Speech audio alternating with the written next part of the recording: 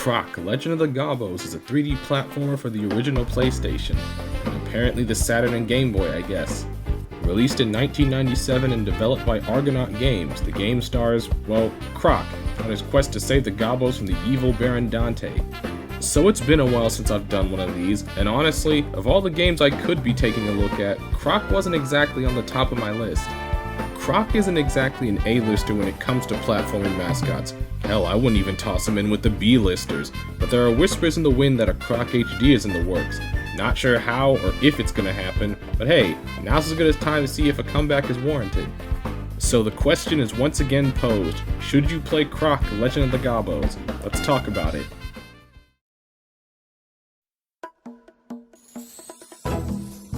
So Croc. Croc is a game that exists. Nah, hang on, that's not fair, give me a minute. So Croc is a 3D platformer, as we discussed earlier. Your main objective in Croc is to naturally beat each stage by ringing this little gong here. You have gems to collect, which essentially function exactly like rings in Sonic, and each level also has 6 Gobbos to rescue. 5 of them are scattered around the level, often in cages, while the 6th is always in a bonus room, which you access by finding 5 special colored gems in each stage. There are 4 worlds, 6 stages each, with a boss after every 3rd stage. All sounds pretty simple, right? On paper, sure. In practice, not so much. So to address the elephant in the room, Croc has tank controls. Yes, tank controls. In a 3D platformer. So precision is already out the window. Okay, so naturally you think the levels are built around the control scheme, right? No, they are not. Croc starts innocently enough, but the game starts demanding precision out of you very soon. I mean, dang, you're already on the freaking ice levels by World 2. And we love ice physics in this house. Always a fun time. And even beyond that, the game just starts tossing more stuff at you. Awkward swimming sections? Check. Dark levels with ever-shrinking platform sizes? Check. More breakable platforms than normal ones? The bosses? They all suck. All of them. And then the Gobbos, right? You know, the main driving force behind Croc's quest? Entirely optional.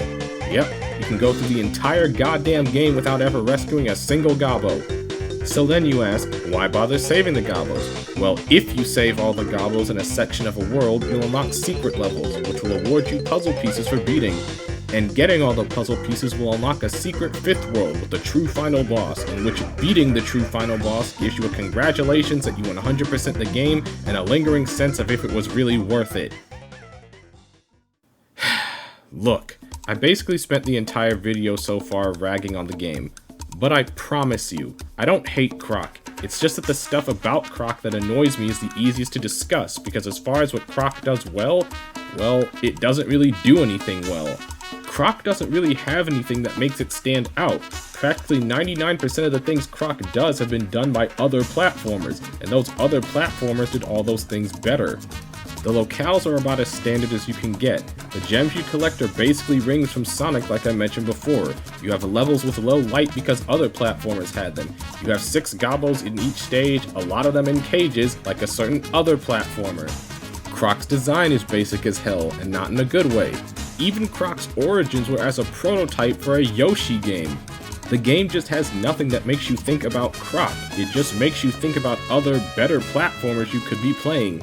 Like, this game came out in '97. We had the blueprint for 3D platformers for about a year. We had better platformers on the same console for around the same time as well. We even had a game that did tank controls better, for Christ's sake. I can think of at least one defining feature for other B-list platformers, but if you had a gun to my head and told me to tell you about one defining thing about Croc, well, I'd just say it was nice knowing you all. The music is pretty good though.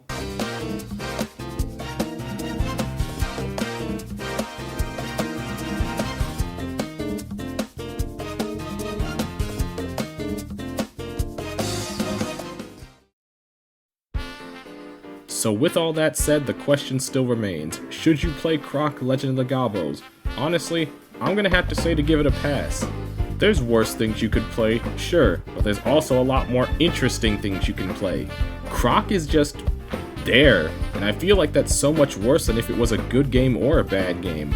I should probably mention that there is a fan remaster of Croc out there in the wild. It's nothing major. It adds some quality of life fixes and guts the tank controls for the most part, which does make a legitimate difference, but it doesn't make Croc any less bland. There is a positive to take away from this though, it's that if a Croc HG could happen, I wholeheartedly believe that it should.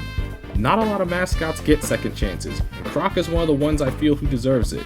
If he can get another go, here's to hoping that Croc can find something that he can loudly and proudly claim as his own. And that ought to do it for another video. Hope you all enjoyed it as always. Like, comment, sub, all that good stuff. I'll see you on the flip.